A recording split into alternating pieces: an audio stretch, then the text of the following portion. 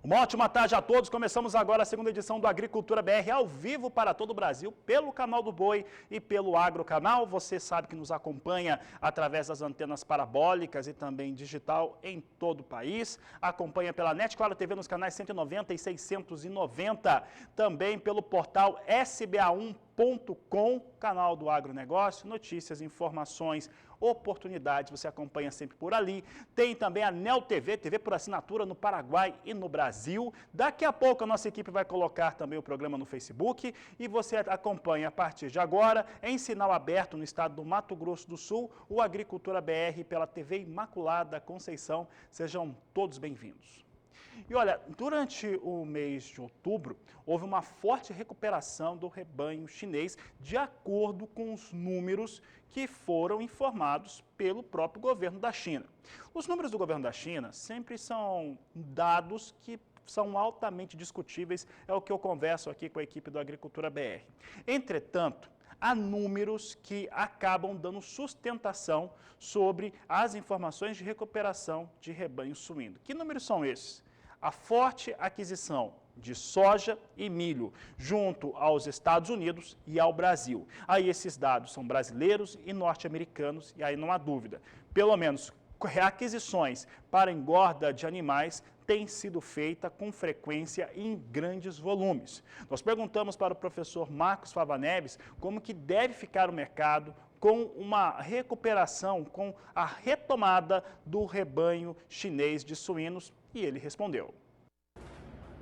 2020 também se caracteriza como um ano de forte recuperação da capacidade produtiva de suínos na China. Graças à peste suína africana, eles agitaram o mercado aí nos últimos 3 anos, criando oportunidades para todos os lados, mas fizeram a tarefa de casa de voltar com uma suinocultura com escala maior, sanidade maior, portanto mais competitiva e logicamente com custo de produção também maior do que aquele modelo quase que artesanal que predominava em muitas regiões aí da China. Então volta a China a ser grande importador de grãos para fazer lá no território chinês a ração e alimentar esses animais, e diminui um pouco o volume importador das carnes, principalmente da carne suína, mas continua ao mercado aquecido para exportações, porque você tem os outros países da Ásia que também tiveram problemas, e mesmo com essa volta, a produção de suínos na China ainda não é a que acontecia antes dessa situação da doença, né? Então temos muitas chances ainda.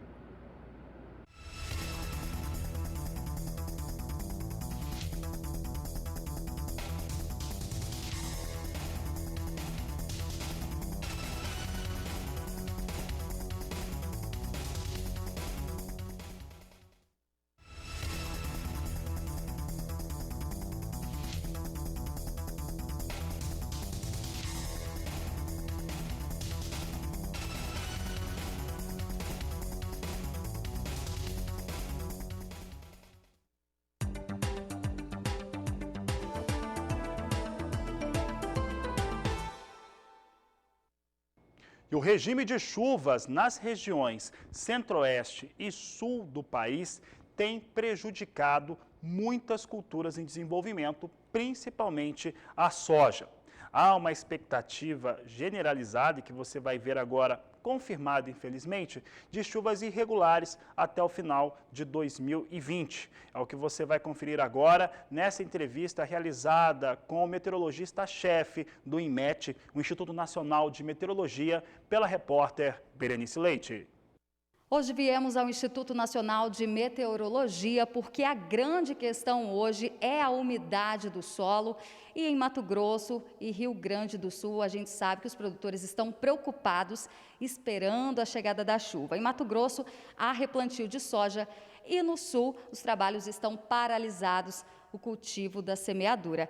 Sobre esse assunto a gente conversa agora com o meteorologista Francisco de Assis. Obrigada pela sua participação, Francisco. Bom, como é que fica a situação dos matogrossenses para os próximos dias? Vai ter como colocar aí a semente novamente para ser plantada?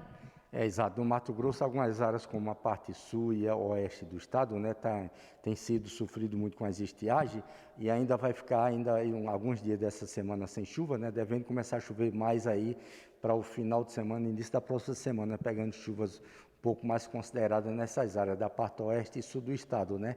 Então, ainda até o final de semana, praticamente são a possibilidade de chuvas pontuais em áreas isoladas nessa região. O Mato Grosso do Sul também, praticamente ainda sem chuva nesses dias, devendo começar a chover também para o final de semana, pegando mais a parte oeste e sul do estado, aumentando paulatinamente as chuvas na região. E no sul do país, o pessoal, inclusive, parou os trabalhos, né? Exato. O sul do país também está muito ruim de chuva, né? Agora começou a chover no Rio Grande do Sul, essa chuva vai persistir mais no Rio Grande do Sul, chegando a Santa Catarina, e aí no decorrer do final dessa semana, essa chuva também já vai chegar para o Paraná, ela já chega aí para quinta, sexta-feira, chegando no sul do Paraná, mas no final de semana já chegando na parte norte do estado, né? Para o início da próxima semana, aumentando a chuva também no estado do Paraná.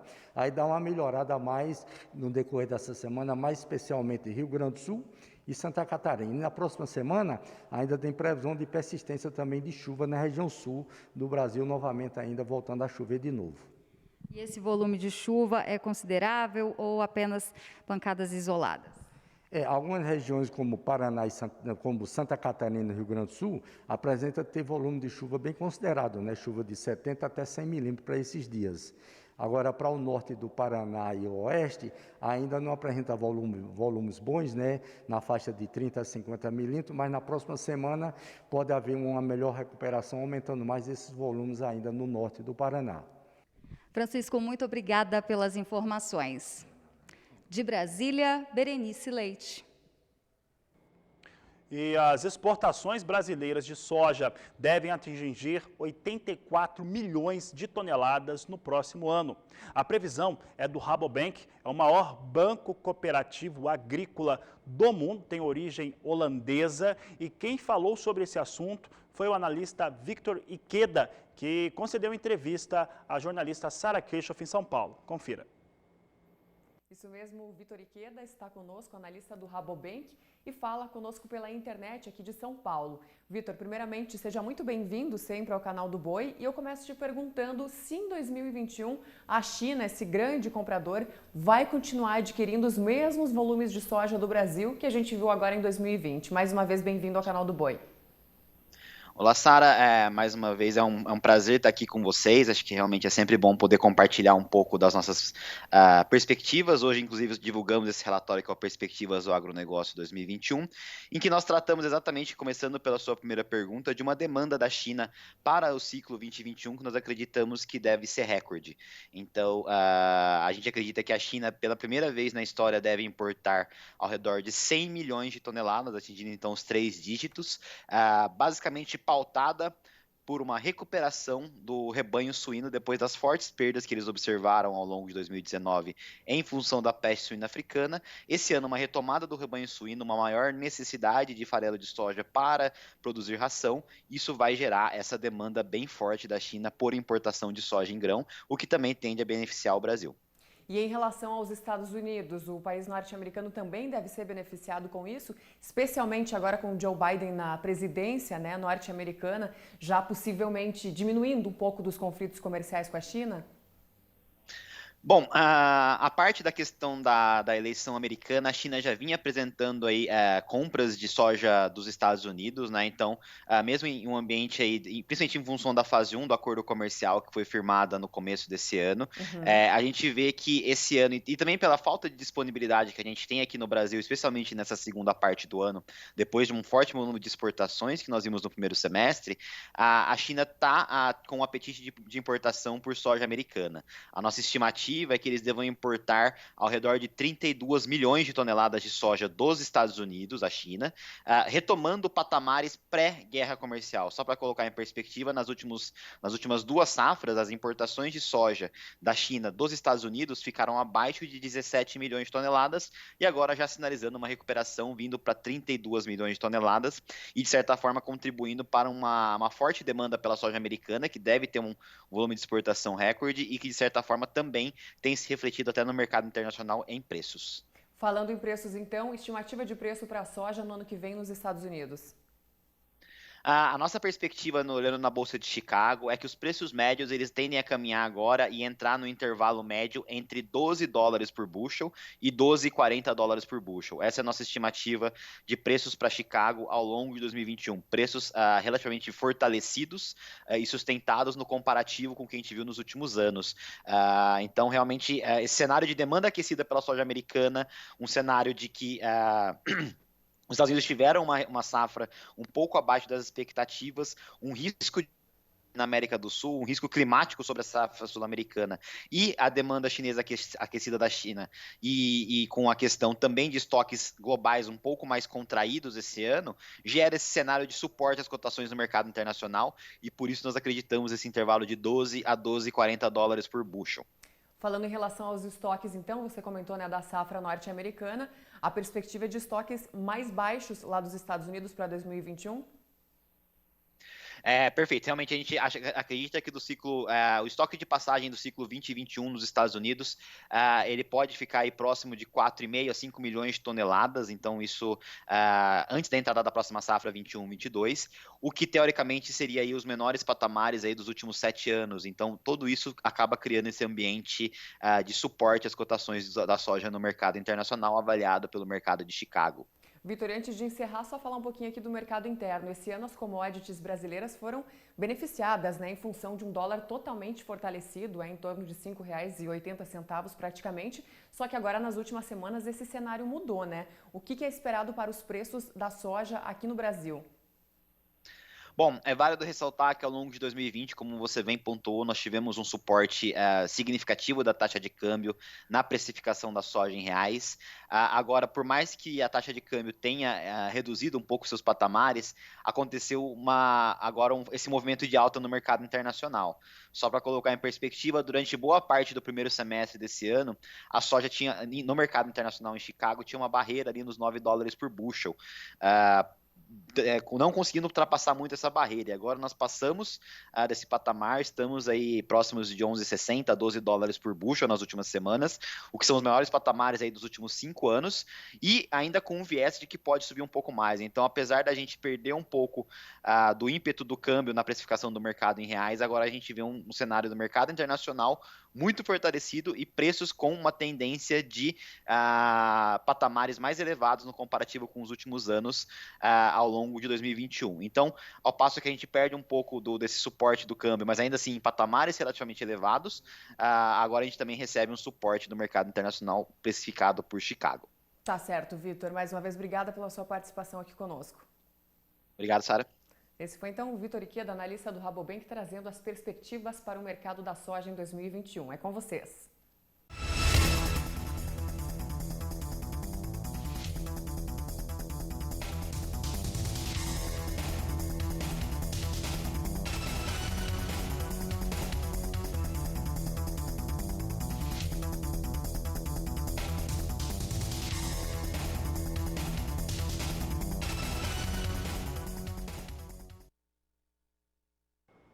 Hoje é a última quinta-feira do mês de novembro, portanto, o dia de ação de graças lá nos Estados Unidos. Com isso, não há operação em nenhuma bolsa norte-americana nesta quinta-feira e amanhã até o meio-dia no horário dos Estados Unidos. Com isso, nós ficamos sem valores de referência para a soja em Chicago, sem soja no Porto, aqui no Brasil, os valores e também principalmente o prêmio pago sem referência e o dólar até opera, só que o dólar opera sem referência norte-americana, o que quer dizer o seguinte, sem a referência norte-americana, a tendência é o dólar estar muito perto ou estável frente aos valores de fechamento desta última quarta-feira. Veja comigo como é que vem os negócios com dólar. Nós temos o dólar, assim como eu havia dito, totalmente estável a R$ 5,31 mais 8, é o valor que eu tenho aqui de negociação com a moeda norte-americana no Brasil. E o Agricultura BR agora vai para o intervalo comercial. Olha, ainda hoje nós vamos trazer o entendimento também do Rabobank para o mercado de café. Nós vamos falar daqui a pouco também como é que o mercado tem se comportado num dia de feriado nos Estados Unidos e você vai saber também como que tem se portado o mercado do milho. Vou para o intervalo comercial e volto em instantes.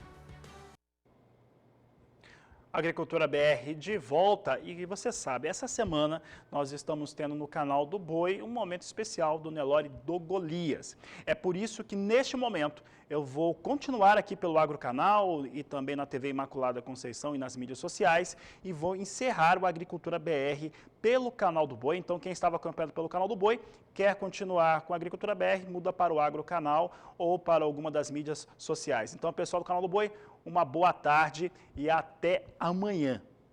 Por aqui eu sigo no Agrocanal agora para voltar a falar dessa quinta-feira de feriado, dia de ação de graças lá nos Estados Unidos, portanto sem referência norte-americana, para o mercado de soja, de milho, assim por diante, mercado financeiro também e até o dólar. Dólar sem referência norte-americana, vou saber como que opera então os mercados em todo o mundo e aqui no Brasil também com Walter Pulga Júnior. Boa tarde, Pulga. Boa tarde a você, boa tarde a todos. Bom, vamos lembrar que a base para a negociação de soja, de milho no país e de carne, nossas exportações estão amarradas com o dólar, né? Então vamos lembrar que o dólar chegou a operar hoje na faixa de 5,35, mas recua agora para 5,31. Vai mantendo aí valores que nós víamos nos últimos dias. Neste momento a queda é muito leve, de 0,05% a 5,31 mais 70. Agora, vale lembrar que nós temos ainda muitas incertezas em relação às contas do governo. Aliás, o presidente do Banco Central, Roberto Campos Neto, repetiu nesta quarta-feira a necessidade de que o Brasil se comprometa com a sustentabilidade fiscal, ou seja, não gastar mais do que arrecada, manter um equilíbrio nas contas, né? Defendeu aí a continuidade das reformas também, o Roberto Campos Neto, do Banco Central, e disse que essa fragilidade fiscal do Brasil contribuiu para essa desvalorização acentuada do real. Vamos lembrar, o real chegou aí a 5,70, por pouco não encostou em R$6, agora volta a patamares mais baixos. E como os analistas previam, né, Fabiano, temos repetido aqui, 5,25 é a expectativa para dezembro. Portanto, nós teríamos aí o dólar na faixa de R$ 5,25. Para ano que vem, há muita divergência sobre o que vai ocorrer no mercado de câmbio, mas as perspectivas são de valorização para o real. Aliás, valorização que vem como resultado das nossas exportações, faturamento melhor do nosso agronegócio e a perspectiva de uma retomada das economias em todo o mundo e da economia brasileira, com a possibilidade aí, né, já um pouco mais clara, de vacina contra a Covid-19 no ano que vem. Bom, nosso índice Bovespa, entre idas e vindas, altas e baixas, se mantém ainda na faixa de 109.700 pontos. Neste momento recua 0,37%, cai para 109.728 pontos. Lembrando que hoje já operou acima de 110.130 pontos. Vamos consolidando aí a pontuação que o índice Bovespa recuperou. Agora, o destaque são para papéis que trabalham com agronegócio no setor de proteína animal. Porque, veja, a Marfrig tinha alta agora há pouco de mais de 2,6%. As bolsas não operam nos Estados Unidos, o mercado vai acompanhando, né, de longe o que está acontecendo lá fora. Lembrando que na Europa há um mercado misto, em algumas bolsas movimento de baixa, mais uma baixa leve, uma alta leve, mas no mercado brasileiro, o que nós temos é Marfrig com alta de 2,5%. E por que isso ocorre? Isso ocorre porque o Credit Suisse é um banco que avalia que o setor de proteínas vai continuar a mostrar sinais positivos e que a Marfrig segue sendo a principal empresa a aproveitar esse movimento. Bom, isso repercutiu positivamente, esse relatório do Banco Credit Suisse, não só sobre as ações do Marfrig, mas, por exemplo, nós temos Minerva subindo mais de 0,5% agora há pouco, JBS subindo quase 1,20%, Brasil Foods, né, BRF, sobe pouco, mas também sobe, então é um dia positivo para os papéis das principais processadoras de proteína animal. É um bom sinal, sinal de que a expectativa para o ano que vem é de continuidade das nossas exportações de proteína, seja aí setor de carne bovina, setor de suínos e também de aves. Lógico, algumas oscilações no mercado, dificuldades, mas é positivo, pelo menos para as nossas exportações, muito positivo. E isso já repercute também na nossa bolsa com os papéis das processadoras de proteína animal em alta. É com você, Fabiano.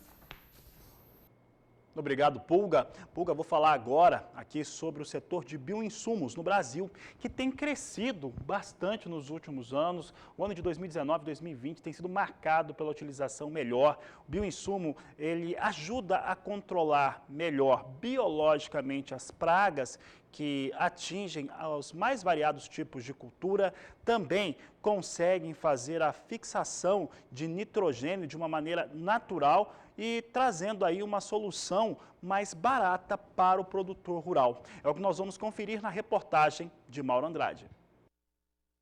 O bioinsumo mais conhecido e empregado pelos agricultores brasileiros é o inoculante à base de bactérias que fixam o nitrogênio do ar. Essa tecnologia reduz custos para os produtores porque substitui o adubo nitrogenado sintético. Mas a tecnologia não se restringe somente a inoculantes. Outros produtos biológicos já estão sendo empregados para o controle de nematóides e fungos. Eu conversei com o professor Sérgio Mazaro, ele é professor da Universidade Tecnológica Federal do Paraná, sobre a importância dos bioinsumos na agricultura brasileira. Acompanhe. Quando nos perguntam qual a importância e perspectiva do uso de bioinsumos na agropecuária brasileira, eu respondo: quem não fez uso, com certeza vai utilizar. Eles vieram para ficar. Vieram para substituir os químicos? No atual momento, não. Mas com o passar do tempo, não temos dúvidas em relação à maior utilização de biológicos do que químicos. Em quais as culturas agrícolas que vão ser utilizados? Em praticamente todas, saindo da olericultura, fruticultura, culturas anuais, espécies florestais e pastagens. Os biológicos melhoraram muito e a tendência ainda é ter muito mais especificidade de controle. Tudo começou com Bradyrhizobium, azospirilos, que são inoculantes. E a partir daí nós tivemos agentes biológicos muito mais efetivos utilizados na agropecuária brasileira, como bacilos, tricoderma, metarrhizium, bovéria e assim por diante. E ainda vão vir novos biológicos e muito mais efetivos para um uso racional e seguindo os princípios de sustentabilidade. Com certeza, vieram para somar dentro do processo agrícola brasileiro.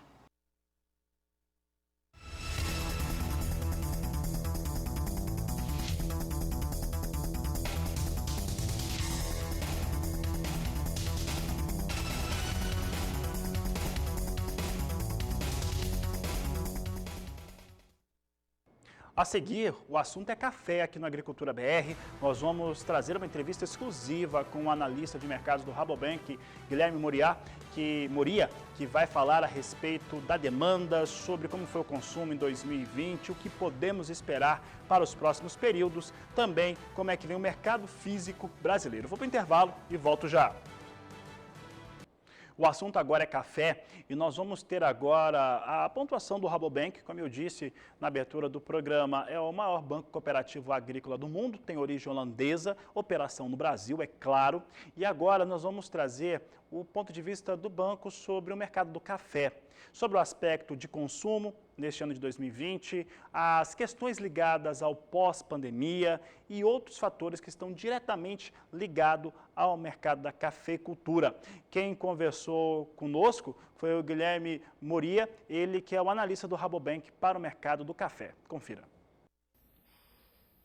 E os estudos do Rabobank Brasil mostram que teremos provavelmente aí ainda um superávit de 2.200.000 sacas de café na produção mundial de café agora para 2021, contrariando algumas expectativas de outros analistas que falam até em déficit, né, de quase 2 milhões de sacas. Bom, eu tenho aqui comigo Guilherme Moria, que estuda o mercado de café no dia a dia e vai responder agora o que eu estou questionando, né? A nossa produção vai crescer e nós vamos ainda ter superávit da produção mundial de café este ano, Guilherme?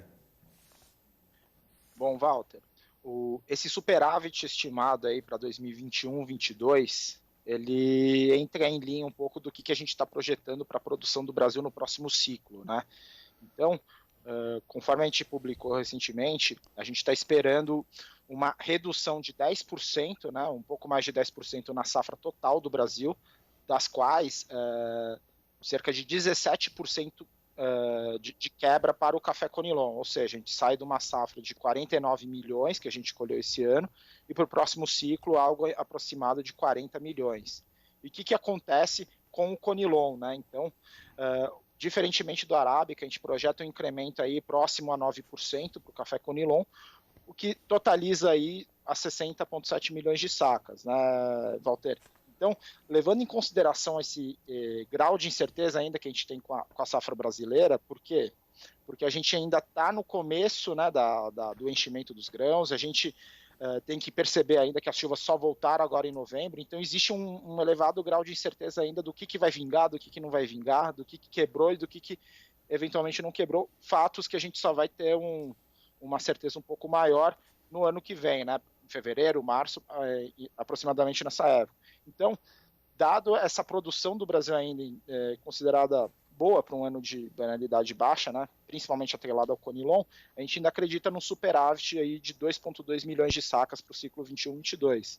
Mas qualquer impacto negativo que a gente tenha na safra brasileira, mesmo que leve, né, ela pode chegar a reverter esse cenário para algo negativo, né? Então a gente fala, inclusive, no nosso relatório, que a gente acredita em patamares muito bons de preço para 2021, dado esse grau de certeza não só do Brasil, mas de outras regiões produtoras, né, onde a gente vai ter um momento aí do 2021 com bastante volatilidade no mercado. Agora vamos falar sobre os preços, porque você disse que os preços devem melhorar, né? Os preços chegam a quanto em 2021 na projeção do Rabobank? Exatamente, Walter. Dado esse superávit bem justo, né, se a gente for colocar desse formato de 2,2 milhões, e também lembrando que a situação do café Conilon, ela não é confortável. Então, se por um lado a gente tem uma situação do Arábica um pouco mais confortável, a situação do Conilon não é confortável. Então, a gente tem a gente vem de um déficit, né, de 900 mil sacas e 2021-22 um superávit apenas de 100 mil sacas. Então a situação do Conilon ela deve dar um certo suporte para os mercados de café no geral. Então, dado esse cenário de incertezas na oferta e essa situação do Conilon também, a gente acredita que o preço do café Arábica em Nova York ele deva girar em média, né, $1,12 a $1,20. Lembrando bastante que o mercado de café é muito volátil, né? Então a gente sempre gosta de falar bastante de média. Então, a média que a gente acredita é nesse range aí, mais ou menos, Walter. Agora, vamos analisar o que ocorre no mercado mundial. O consumo mundial está crescendo para acompanhar o aumento da produção? Segundo o Rabobank, a produção vai crescer 1,4% mundialmente. E o consumo cresce quanto? Bom, Walter, de acordo com o que a gente analisou, acompanhou com o nosso time global, o consumo em 2019 e 2020, né, ou seja, consumo, boa parte desse ano de 2020, acabou sendo afetada pela Covid, né, por conta das medidas de quarentena adotadas por diversos países, entre eles os países consumidores de café. E aí a gente percebeu que, embora o consumo dentro do lar ele aumentou, não foi o suficiente para compensar o consumo fora do lar, né, o que foi perdido fora do lar. Em que boa parte do ano a gente presenciou lockdowns, medidas de restrição de funcionamento de comércio, enfim. Então, dada essa circunstância, a gente acredita que 2019 um recuo na casa de 1,5%, e conforme você mesmo falou, para 2021, um incremento de 1,4%.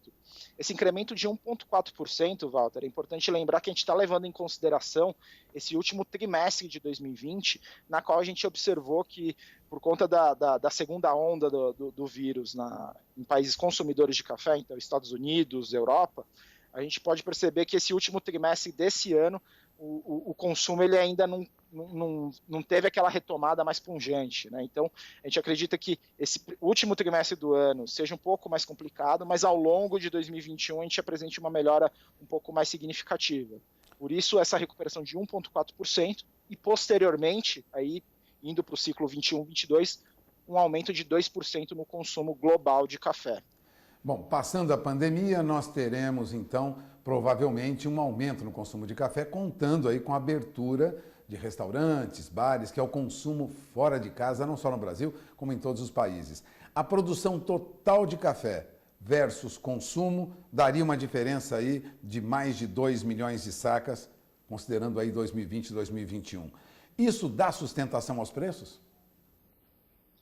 Exatamente, Walter. A gente acredita que essa situação mais justa ao longo de 2021 vai permitir que os preços de café eles se mantenham nos patamares atuais, né, entre $1,10 e $1,20, exatamente por causa dessa situação mais justa que a gente vai começar a atravessar, principalmente no segundo semestre de 2021. Lembrando que esse começo do ano, a gente tem forças negativas, dada essa grande produção brasileira, mas paralelamente a isso a gente também tem muitas incertezas na oferta que acaba gerando esse estresse no mercado, esse cenário de bastante volatilidade que a gente presenciou, inclusive, nas últimas semanas, né? Então, o 2021 ele promete ser um ano de preços razoáveis para o cafeicultor, ou seja, algo semelhante do que a gente conseguiu enxergar ao longo de 2020, mas também essa depreciação do real que ela se manteve, a gente acredita que vai continuar se mantendo ao longo de 2020, também vai favorecer bastante o produtor em reais, né? Bom, você acaba de ouvir Guilherme Moria, relatório apresentado à imprensa nesta semana, estudo sobre o mercado do café. Agradeço sua atenção, Guilherme. Um último recado para o produtor de café. O que você diria para o produtor de café pensando no ano que vem? O que é fundamental o produtor de café, o cafeicultor, estar atento durante o próximo ano? Bom, Walter, eu acho que 2020 foi um ano de muito aprendizado e de muitas lições colocadas em práticas, né? A gente observou que o cafeicultor ele vendeu sua safra de uma maneira um pouco mais ousada que nos últimos anos. Então, se a gente for olhar essa safra de 2020, ela está praticamente 70% vendida. Então, e o cafeicultor ele ficou muito antenado nos bons momentos de travar o seu preço e vender o seu café. 2021, a gente enxerga que o mercado ele vai continuar extremamente volátil, dado essas incertezas que a gente já comentou, mas também com a crescente participação dos fundos não comerciais. Então, vai ser um ano novamente para o cafeicultor aproveitar as boas oportunidades e fazer as travas nos momentos certos, exatamente acompanhando os bons momentos que o mercado ele vai fornecer para o cafeicultor. Bom, agradeço a entrevista do Guilherme Moria, analista do mercado de café do Rabobank Brasil. Walter Puga Júnior, de São Paulo, para o SBA.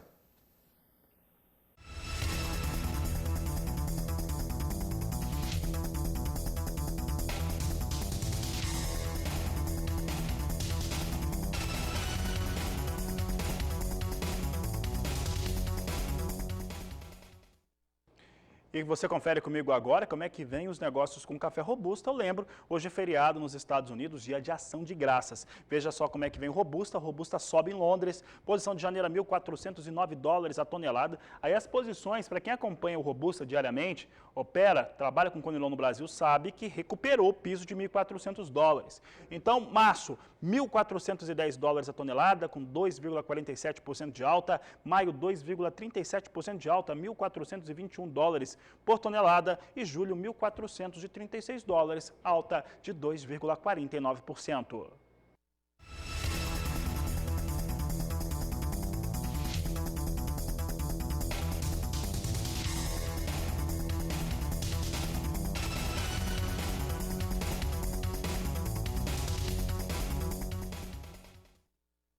Nós vamos para o intervalo comercial. Daqui a pouco nós vamos falar a respeito de algumas culturas. Vamos falar, por exemplo, da produção de mandioca e muito mais. Vou para o intervalo e volto já.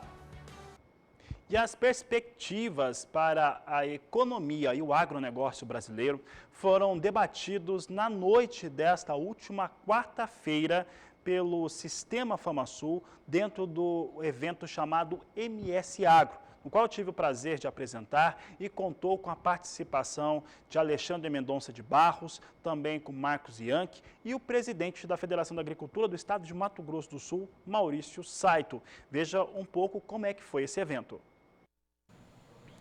O Agrocanal transmitiu na noite desta quarta-feira o evento MS Agro, que falou sobre as perspectivas para a economia e o agronegócio brasileiro. O evento contou com palestras do Alexandre Mendonça de Barros, que é sócio-consultor do MS Agro, e também do Marcos Ianchi, que é coordenador do Centro INSPER Agro Global, e também a presença do presidente do Sistema FamaSul, Maurício Saito. Vou conversar aqui com o gerente técnico do Sistema FamaSul, José Pado, que vai fazer para a gente um balanço desse evento. Zé, o evento mostrou que o agronegócio, mesmo diante de instabilidades econômicas aí provocadas pela pandemia, segue num momento muito favorável, né? Exatamente. As duas apresentações deram um panorama global para o agro brasileiro e do Mato Grosso do Sul. E, segundo aqui discutido, o panorama é otimista, é positivo. Temos que ter muita atenção com algumas questões, principalmente a questão ambiental e essa agenda econômica do governo brasileiro, mas, de todo modo, o cenário é bastante positivo. Zé, dentro ainda desse panorama do evento, quais foram os principais pontos abordados pelos palestrantes? Bom, o Marcos Bianchi trouxe uma visão global, falou muito de China, de Ásia, de que esse é o grande mercado que o Brasil deve atender, então nós temos que nos alinhar a esse horizonte aí, para o lado do Pacífico, na Ásia. O Alexandre trouxe um olhar para a agenda brasileira, a agenda econômica brasileira, que é fundamental, as reformas que devem ser feitas, o controle do gasto do governo federal, tudo isso impactando no câmbio e também na inflação brasileira. Então, foram palestras complementares que foram de suma importância para o entendimento do cenário atual e também o que vai acontecer em 2021. Dentro desse momento positivo, a China segue como o maior parceiro comercial do Brasil, né? Existe uma questão política aí de entrave com os Estados Unidos, isso deve permanecer dentro desse plano político que se instala agora nos Estados Unidos com a eleição do presidente Joe Biden. Como que deve ser o panorama da China em relação ao mercado de exportações do Brasil? Segundo o que foi discutido aqui, a China continuará sendo o nosso grande parceiro, né? Independente da entrada do Biden, continuar sendo um grande demandador de alimentos brasileiros. Porém, como abordado pelos dois palestrantes, o Brasil necessita ter muita atenção em não só depender da China como mercado, e se preparar também para atuar em outros mercados, seja com a União Europeia, inclusive com o próprio Estados Unidos. Então, é muito importante nós diversificarmos a nossa cesta de produtos, né? Não só soja, milho e proteínas, sobretudo também diversificar os nossos destinos. Então, esse foi um recado importante da noite de hoje. Tá certo, Pada. Obrigado pela sua participação aqui com a gente. Então, olha só, você que perdeu o evento, que não pôde acompanhar o evento, eles estão disponíveis para você nas plataformas do SBA e também do Sistema FamaSul. De Campo Grande, Mato Grosso do Sul, José Cunha. Olha, as entrevistas com Alexandre Mendonça de Barros, com Marcos Bianchi e Maurício Saito, você vai ver durante as próximas edições do Agricultura BR e também toda a nossa programação. Eu sigo agora falando a respeito da produção de mandioca. O estado do Paraná é o segundo maior produtor de mandioca do país e o maior produtor de fécula de mandioca. Você vai saber agora como é que está essa produção na reportagem de Mauro Andrade. A cultura da mandioca apresentou nos últimos 2 anos redução de área plantada no Paraná.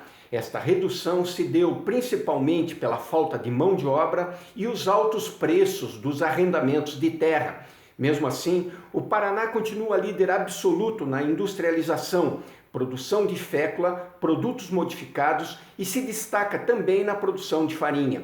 Eu conversei com Metódio Groscow, ele é técnico do DERAL, sobre a situação da mandioca aqui no estado do Paraná. A cultura da mandioca no estado do Paraná é uma das cadeias produtivas bastante organizadas, tanto na questão agrícola, com tecnologias avançadas, quanto na questão industrial.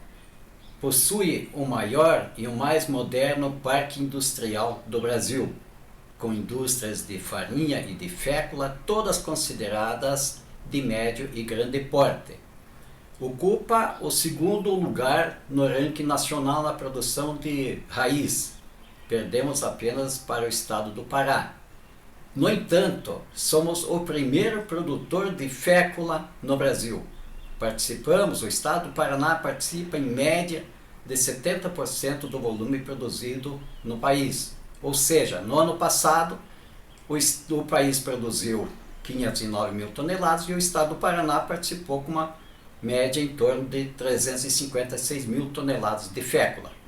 Na questão do clima, nosso clima é bastante favorável ao cultivo de mandioca, com exceção deste ano, que tivemos alguns percalços, alguns momentos de estiagem que prejudicaram um pouco a questão de colheita. Com a vinda da pandemia, no intervalo dos meses de maio até início de setembro, nós tivemos um achatamento de preços em todos os segmentos da comercialização, em função de que, com a pandemia, muitas indústrias que utilizam fécula estão paralisadas. Diminuindo a demanda, logicamente, diminuiu os preços em todos os segmentos. Atualmente, depois de setembro, já com uma certa flexibilização, as indústrias começaram a demandar um pouco mais desses produtos da mandioca e os preços estão reagindo. Hoje, o produtor está recebendo em média de R$440 por tonelada de raiz posta na indústria, contra uma média considerada boa no mês de outubro de R$494 por tonelada.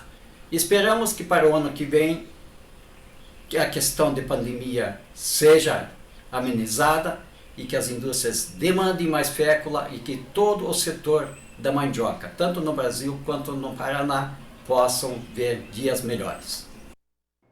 Olha, e com essas informações eu encerro essa edição do Agricultura BR. Desejo a todos uma ótima tarde. Volto logo mais às 16 horas na terceira edição, lá no canal do Boi. Um grande abraço e até lá!